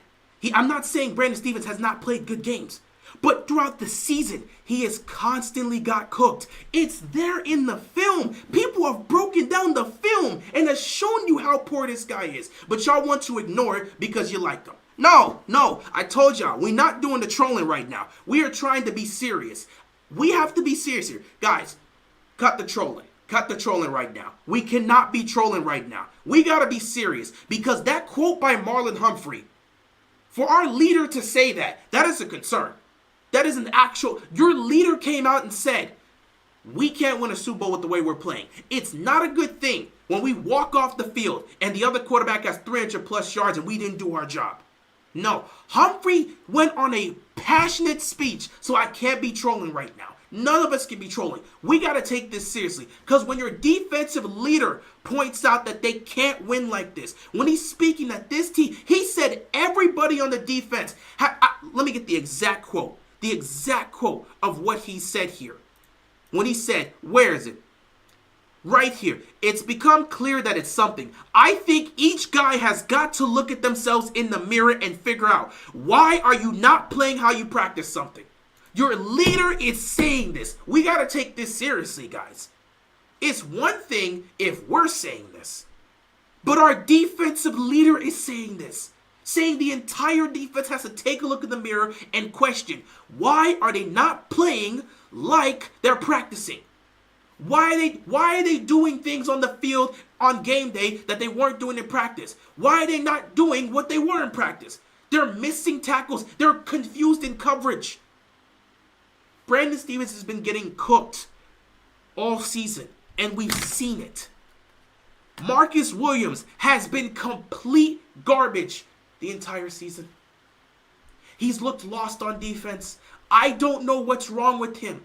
Is it the scheme? I don't know what it is. Marcus Williams has been terrible. And to make matters worse, Marcus Williams and Brandon Stevens are always next to each other on these plays. They always got a cover right next to each other. So when a big play happens, 9 times out of 10, one of those two's there. On the 70-yard touchdown pass, you got to see both Brandon Stevens and Marcus Williams look bad. Brandon Stevens doesn't even prep. First of all, Brandon Stevens does nothing. He doesn't even get a hand on Ja'Marr Chase. Ja'Marr Chase basically gets a free release down the field. Brandon Stevens is running right beside him, and he's looking as Ja'Marr Chase continues to stay open. He's looking as the ball's going to Ja'Marr Chase. He's looking as Ja'Marr Chase catches the ball, and he's looking as Ja'Marr Chase goes towards the end zone. Brandon Stevens was getting cooked all game. But on that play, even though Brandon Stevens, that was technically his guy, there was supposed to be safety help. If you go back and watch that play, somebody has to explain this to me. What in God's name is Marcus Williams doing? He looked so lost. The dude wasn't covering anybody. He wasn't doing anything. The guy was completely lost. I don't even think he knew what the play was. I don't think he knew what the coverage was. Because he looked so confused. Ja'Marr Chase is streaking past him. He's supposed to be back there as the safety. He's down here guarding I don't know who he was guarding. I don't know who he was supposed to be covering. The man looked lost. That is a man that has no idea what he's doing. He has no idea what he's doing. He has no idea what he's doing. Lost. That's how the 70-yard touchdown happened. And I feel like that's less about Brandon Stevens and more about Marcus Williams. Maybe he assumed he was going to have safety help. But Marcus Williams apparently didn't know what the play was and just left the middle of the field open downfield. No safety help there. Easy touchdown. It's been all season with Marcus Williams. He doesn't do anything well. On the interception, the potential interception that we saw by Brandon Stevens, if you go back and look at the play, Marcus Williams was on the coverage. And the touchdown was about to be given up by him. He's done nothing bad. He's done nothing well. That was why he was benched. He's been terrible all season. He got benched. He came back. He's still playing terrible. I don't know what this guy does. A lot of the big plays that happen, it either happens on. A lot of times these plays happen. It either happens on Marcus Williams or it happens on Brandon Stevens.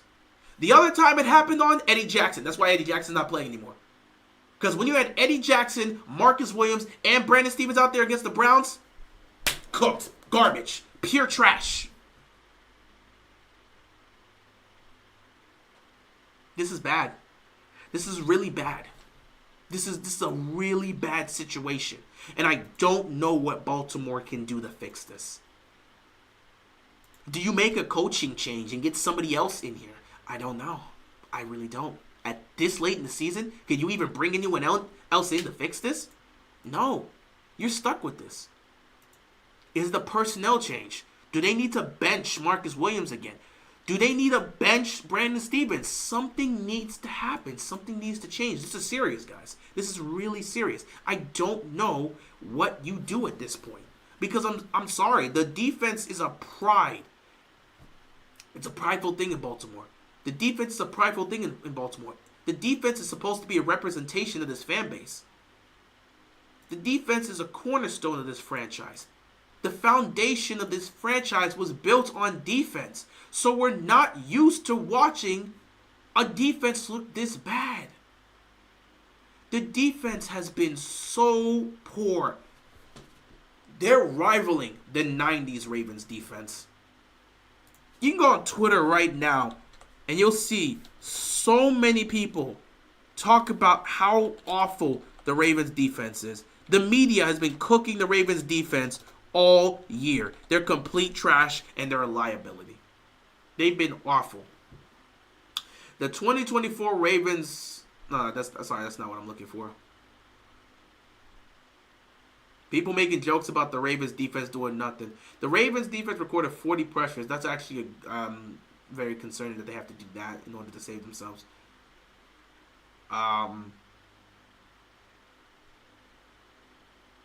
The Ravens defense, yeah, this is the worst Ravens defense I've seen in a long time. Ravens defense is awful. Ravens don't play defense. It's disgusting what this Ravens defense has done, man. Yeah, that defense is bad. Softest defense in Ravens history. Worst defense I've seen in Ravens history. Ravens defense is so bad. Oh my goodness. Just yeah, one of the worst defenses in franchise history. I mean, they're just getting cooked. You know what? Next week might be the last straw. Next week might be the last straw. If I'm telling you, man, not next week. Week what are we on? Week 10? Week 11 is the last straw. No, not week 10. Where are we? We are in week 10, right? We just fit Thursday Night Football week 10. So I'm thinking week 12, right? I'm thinking week 12 for the Ravens if I'm talking about this. Because, yeah, week 10, yeah, we got the Steelers in week 11. Let me see. 11, 12, 13, 14, 15, 16. Yeah, week 12. Ladies and gentlemen, boys and girls, children of all ages, listen to me right now.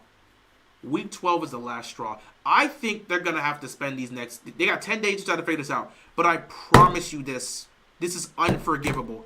Week 12, this defense. Listen to me right now. Every fan in Baltimore understands this. Every single Ravens fan understands this. Week 12. Week 12. They have to make changes now. I feel if they can make changes now, something could improve. They're not going to be a top 10 defense this year, but maybe they could get to top 15. But let me tell you something right now. They've got one last opportunity to redeem themselves. And if they fail this test, this defense is lost for the rest of the season. Go into the playoffs knowing this defense will not save you. Week 12 is the last chance for this defense to redeem themselves in any fashion. Why am I pointing out week 12 as the last chance for them to save themselves defensively? Well, week 11, next week, we take on the Pittsburgh Steelers. The very next week, I believe it's Monday Night Football. The very next week on Monday Night Football, November 25th, we take on the LA Chargers. Listen to me right now. Week 12, November 25th, Monday Night Football. We take on the LA Chargers. That is the Ravens defense last chance to try to turn this around. That is their last chance to prove anything to anybody this year. That is their last chance to even attempt to redeem themselves. Week 12 against the Chargers is their last chance to redeem themselves. I promise you this right now. Zachary Orr. People won't talk about demoting him. People will be talking about firing him at a higher scale. Listen to me right now. I have not brought up this name in quite some time. And I know Justin Herbert's the quarterback and Herbert can throw the ball with the best of them. But that offense has been up and down. Listen to me right now. I haven't brought up this name in a while. But if this team gives up over 400 total yards and 25 plus points to a Greg Roman offense, they're done. There's nothing to talk about. If this defense gives up over 400 total yards of offense and 25 plus points to a Greg Roman offense, there's nothing more to talk about this defense. If that happens, Zachary Orr may actually have to be fired. 400 plus yards and 25 plus points to a Greg Roman offense. You allow that to happen? No. He's done. No. Ravens fans will be... The signs they have for Greg Roman when they were talking about firing him, they're going to bring them signs back. No way. No, not a soul in Baltimore is going to accept this. You give up over 400 yards of offense and 25 plus points to a Greg Roman offense? No, you're done. You're done. You're done. Now, of course, if they somehow hold them to like 15 and they only have 300 yards of total offense, people will be fine. People will look at that and say, okay, that's cool. You know, that's fine. They at least did better. But I'm talking about an offensive shootout. If we are in a close game offensively, why week 12 and not week 11? It's because John, listen to me. Listen to me, John. We picked week 12 because the Chargers are a worst offense. That is a Greg Roman offense. If the Ravens defense can't stop a Greg Roman offense, they've got nothing. It's over. I don't care what you've got to tell me. If they can't stop a Greg Roman offense, no. They'll be calling for Zachary Ward's job. If they give up over 400 yards of offense and 25 plus points to a Greg Roman offense, there's no way Zachary Ward could continue to remain as a defensive coordinator. There's no way. The fans they will go to those games and they'll start calling for his job. They will start screaming it during games. No. The reason we said week 12 is because we take on the Chargers. And if the defense can't stop a Greg Roman offense, they've got no shot to do anything in the playoffs. All hope is truly lost. All hope is truly lost if we can't be the Greg Roman offense. And we know it's Justin Herbert throwing the football, but that offense has been very bad. If we can't beat a Greg Roman offense, that's a wrap. So yeah, that's pretty much all I wanted to say.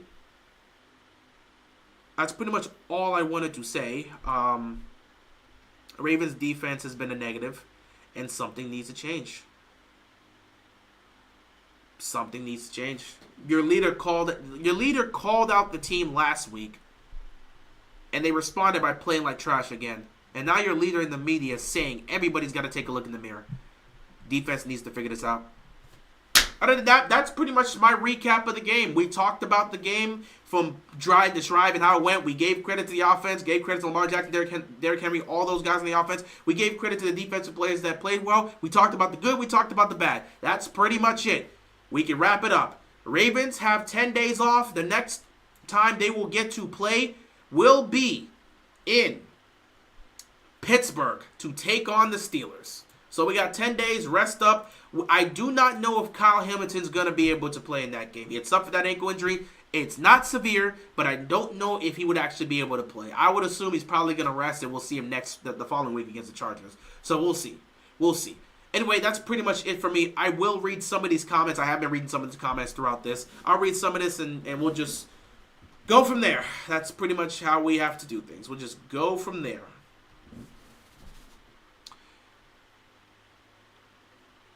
Yeah, Lamar is basically saying, don't worry, we don't need a defense to win. I got us. That's not going to win you a championship. You're not getting past Mahomes with that mindset. Harbaugh thinks Roquan Smith is Patrick Willis. No. That's if he's thinking that, we're truly lost. We all know this defense is going to get better because they have to. They're getting paid to.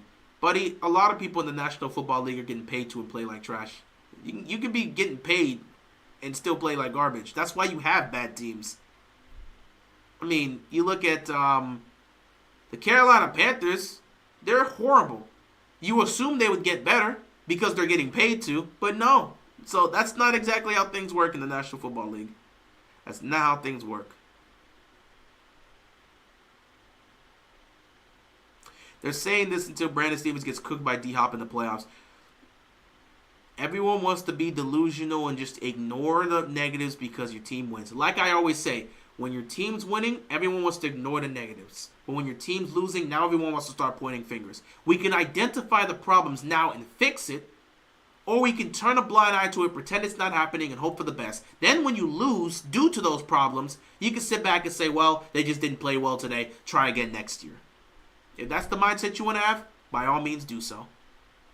I just don't want you to be one of those people that gets mad and starts complaining about everybody when you willingly chose to ignore the issues that we blatantly see right now. These issues will cost the Ravens in the playoffs. It has to be fixed.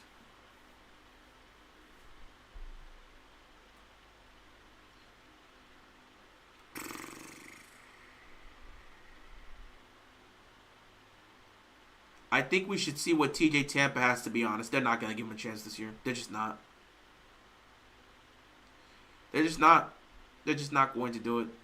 They're just not going to give TJ Tampa a chance. Maybe he gets some snaps. It is what it is. He's on the team. They're just not going to give him a chance. He had already suffered. He's so far behind. Even if he's practicing, they're not going to put him as a starter. I would like him to get some snaps, but they don't look like they're going to do it. They wouldn't have traded for Tre'Davious White if they were going to give TJ Tampa a chance. His best chance is to just continue to try to develop whatever he's doing in practice and hope he gets to play next year, because I don't see him coming on the field this year. Tre'Davious is the answer. We'll see. We'll see.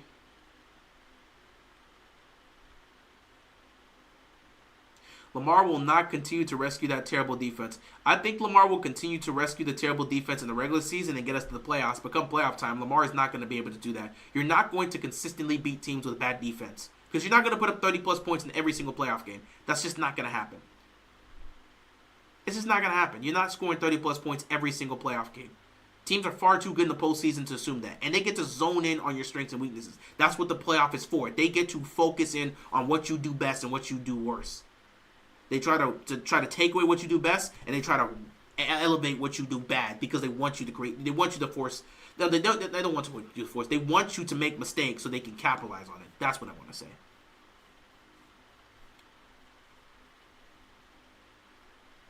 Yeah, defense probably tired of chasing Lamar in practice all week, they guess.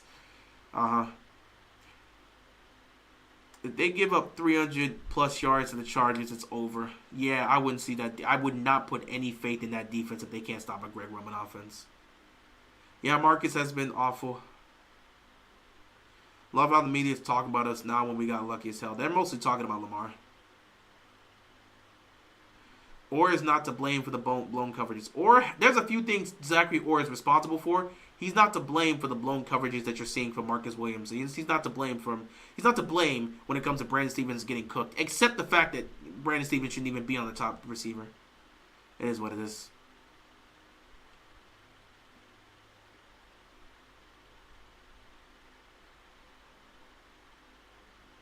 If you're getting blown up by Greg Roman play calling, just pack it up. Yeah. In 2018, Pat's secondary was trash and ranked bottom 5 in the league in 2018, but they still won the Super Bowl. They actually had a good pass rush that year. But I can't say the same thing's going to happen to the 2024 Ravens. Their pass rush was their strength in 2018. They actually did a damn good job in just disrupting the Rams' offense in the Super Bowl. Secondary wasn't doing much, but that pass rush was really getting to Jared Goff in that Super Bowl. It was weird. After Sunday, we'll be in first place again. We'll see, man. You're the optimistic guy. I leave you to be the positive, optimistic guy. I'm not here to do that. I have to be the stoic individual that's going to be honest. I'll give you the good and the bad. Go, man. You be the guy that's just going to bring the positivity and always be on the positive side. I guess the chat needs somebody like that. Because Lord knows I'm not giving that to you. This is what happens when the Ravens want to be cheap and not sign Simmons. I don't even know if you sign Justin Simmons if it saves the whole issue of the defense. I think in some parts it does. Because again, I don't think it's a personnel issue in terms of... I don't think it's a roster issue. I think it's a personnel issue in terms of how these players are being utilized and who's in the lineup versus who shouldn't be in the lineup. And then I think it's a coaching issue with Zachary Orr. There's a lot of things wrong with this Ravens defense. And I don't know if they can fix this anytime soon. If they can just get to being a middle-of-the-road defense, you can take a middle-of-the-road defense and get to the Super Bowl and win the championship. We won a Super Bowl in 2012 by having a middle-of-the-road defense. But you cannot have a horrible defense and win the Super Bowl. There's been two teams that have done that technically, in the Colts in 2006 and the Giants in 2011. But it's so rare that you get something like that. Why am I seeing this?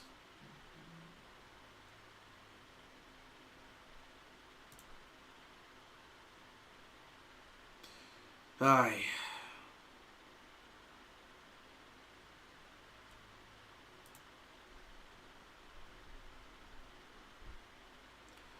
This is a lot, man. There's a lot with this defense.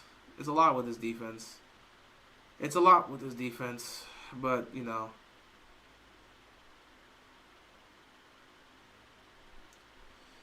just gotta hope they improve and are better moving forward. I don't know what else to tell you. How did we not get Lattimore? They didn't offer enough. They offered the third round pick, but you know, Washington offered a bunch of picks. Good on them.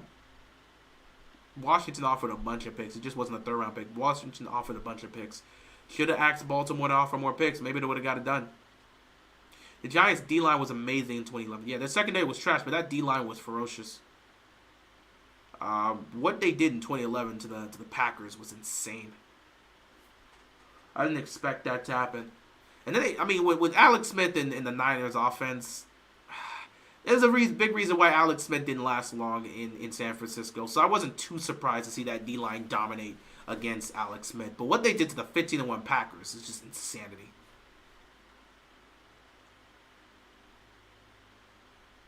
Both of those defenses stepped up in the playoffs. Yeah, they did. You can hope the Ravens can do that, but we can't say they will. We can only say we hope they will, but it's not guaranteed. It is what it is, man. It is what it is. Anyway, guys, I'm going to end it here. This has been the Ravens, Bengals, Thursday Night Football Week 10 recap here. Ravens got the 35-34 victory. Despite all the negatives we've talked about, the Ravens are still 7-3. You could be in a much worse situation than other teams, but it's tough because whenever you try to look at the optimistic side, like, well, we could be worse off than other teams. It's cool to look at the optimistic side, but at the same time, this is a team that's a Super Bowl or bust. They're competing for a championship. So you can't always look at the optimistic side and say, hey, we could be the Bengals. They're 4-6 right now. You can't always look at that when you are competing. Lamar Jackson is having the best year of his career. He's putting up crazy numbers. He's probably going to end, if he keeps this up for the rest of the year, he's going to win MVP. We're going to have legit top 10 conversations about Lamar. You don't want to waste a year like this. You want to go, with a quarterback playing like this, you've got to be able to get to the Super Bowl. And with the defense playing like this, that's just not going to happen. It's tough, but, you know, they either got to figure it out or they got to pray. You either figure it out or pray they just do something right in the playoffs. Better yet, you just pray that Lamar and the offense can score 30 every single game. Because you're going to be in the wild card round. Obviously, Kansas City is getting the number 1 seed. So whoever you get in the wild card round, then what you get in the division round, then if you get to Kansas City in the AFC title game, however it is however it is. By the way, Baltimore's got to find a way to be a top 3 seed. I'm not trying to go to Kansas City for the division round. If we're going to get to the AFC Championship game, let the Chiefs be in the AFC title game unless they get upsetted. But I'm not trying to go see Kansas City in the division round. That's a no-no. Let me face off against them in the AFC title game. So Baltimore has to get a top 3 seed. How can they do that? Well, you've got a bunch of games to prove it. Beat Pittsburgh. Pittsburgh right now is a 3 seed. You beat them next week, you gain the 3 seed once again. Would you mind firing Zachary Orr and getting Robert Salah? You keep saying Salah's not going to be a coach this year. He already said he's taking a year off. And if anything, he's been surrounding the Packers. So they would hire him if he wanted to look for it. Stop bringing up Salah's name. He already said he's not coaching this year. After the debacle with the Jets, he's taking a year off. He's not coaching. You can ask him all. He's not coaching. Stop bringing up Robert Salah. He's not coaching this year. He's not coaching. If you want to go get Robert Salah, you've got to wait to the offseason. You can ask him if he's ready with the offseason. Try to reach out to him and see if he's interested. Fine. But he's not going to coach this year. He's not. He said he's taking a year off. So you're not going to get him right now. You would have to wait to the offseason. But firing Zachary right now and trying to get Robert Salah is not even a possibility. Switching defensive coordinators. You can't switch one right. If you want to switch defensive coordinators, by all means, but you're going to have to go look for somebody else. And the Ravens aren't about to go get anybody else off the street to just run this defense. It's not going to happen. Because that's not going to patch up the defense. The best candidate you can have is Bill Belichick. But I know Bill Belichick's not working under John Harbaugh. He's not doing that. So there's no real solution for defensive coordinators. If Zachary Orr is not the defensive coordinator, Dean Pease will be the defensive coordinator. There's no other choice. This is what we're stuck with. You just got to deal with it. Yes, I know our terrible defense is number 4 in sacks. I pointed out early on they're top 5 in sacks. They're top 5 in sacks while being one of the worst pressured teams in the National Football League. They have one of the lowest pass rush win rate. They simply don't get to the quarterback at a high level. The good news is, when they get there, I believe they get to the quarterback 24% of the time. The good news is, that 24% of the time they actually get to the quarterback, they get him down. That's why they're top 5 in sacks. Because when they get to the quarterback, when they actually do get pressure, they usually get the quarterback down. But because they have a 24% pressure rate, they don't get to him at a high rate. If the Ravens if the Ravens had done better, if the Ravens were doing better at pressure rate, they'd be number 1 in sacks right now. If their pressure rate was 35-40%, they'd be leading the league in sacks this year. No question. But because it's one of the lowest in the league at 24%, they're top 5 because they're still finding ways to get to the quarterback in sacks, but it's just not enough in key moments. Number 4 in sacks doesn't mean nothing if we give up a ton of points and are the worst pass defense in the passing league. The secondary is highly selling this team, and everybody's watching it. The secondary is selling this team so badly, and if they don't figure out the secondary, they're just not going to win a Super Bowl. Marlon Humphrey said himself, it's not just me, Marlon Humphrey said himself, they can't go far with a defense like this. Once again, I will quote one last time. Before I leave, I will say it right here. I just don't think with us playing like this that we can go far. That was directly stated by Marlon Humphrey. It is what it is. Anyway, guys, I appreciate y'all tuning in for this Thursday Night Football recap. You guys go enjoy the rest of your Friday. I'm going to enjoy the rest of my Friday. It's been a long week. It has been a long week, man. A lot of work this week. I could use a break. But that's just life, man. You got to keep working. We all work. That's just life, man. That's just life. But anyway, guys, appreciate you tuning in. We might have another discussion about this Ravens defense, so look out in the coming days because I don't think this topic ends here. We're going to continue to monitor how the Ravens are operating and how things are going to go. Tre'Davious White, he's going to be slowly working throughout this next week. They may look to try to get him back to play. We'll get him to play for the Steelers. Not for the Steelers, but to play against the Steelers next week. They're going to try to get him going. Obviously, he was traded here on Tuesday, so he couldn't play in this Thursday Night Football game. But they'll look to try to get him going. And we'll just see. Obviously, we know he's not going to be a starter. He's going to be a rotational piece. He's here for depth. But if Tre'Davious White can play well defensively as a corner and actually does well for them, I could see a situation where a conversation is made, especially if Brandon Stevens keeps playing as poorly as he's playing. But that's a different conversation for a different time. You guys enjoy the rest of your night. I will see you all later. Roquan Smith leading the league in tackles. Yeah, if only we would just use him where we should use him. If we only work to his strengths, a guy that can't cover, let's make him cover. Instead of a guy that can get to the running back and get to the quarterback and put in pressure. A guy that's leading the league in tackles should not be covering the middle of the field, especially when he can't cover. Make him a rusher.